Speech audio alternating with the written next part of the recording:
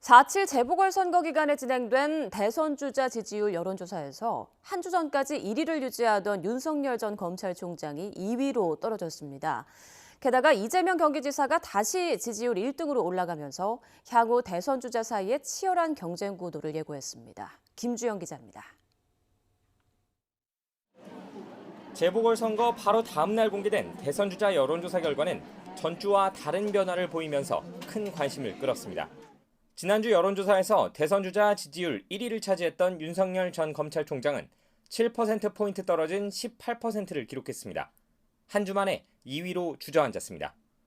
지난달 초 총장직을 던지고 정치 행보를 예고했을 때 때마침 LH 사태까지 터지면서 선두권으로 급상승했지만 선거 직후 급락한 겁니다.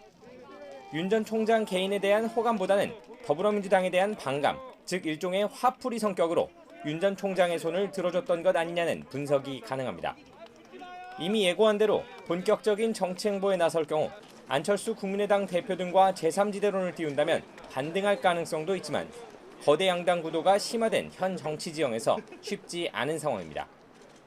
이번 재보궐선거에서도 확고한 거대 양당 후보를 제외하고는 선거 국면에서 힘을 쓰기 쉽지 않다는 점이 재확인되기도 했습니다. 높은 투표율과 큰 표차는 정부 여당의 배신에 대한 깊은 실망감의 표현입니다.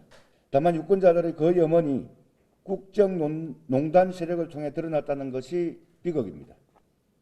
그런 점에서 이번 선거 과정과 결과는 70년 양당 정치가 빚어낸 불행입니다. 여권 대선 주자 지지율의 특징은 이낙연의 추락과 이재명의 상승으로 요약됩니다.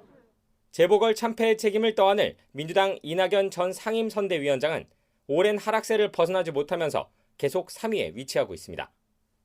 반면 이재명 경기지사는 정부와 여권 심판 분위기 속에서도 20% 중반대 지지율을 유지하며 1위로 다시 올라섰습니다. 이 지사는 공직자이기에 선거 국면에서의 역할에 한계가 있었지만 사실상 박영선, 김영춘 후보의 손을 잡아주며 당내 존재감을 과시하기도 했습니다. 장관 때 업무 성과를 상당히 많이 내셨다고 그러죠, 진짜로? 네, 실제로 빈말이 아니고. 많이.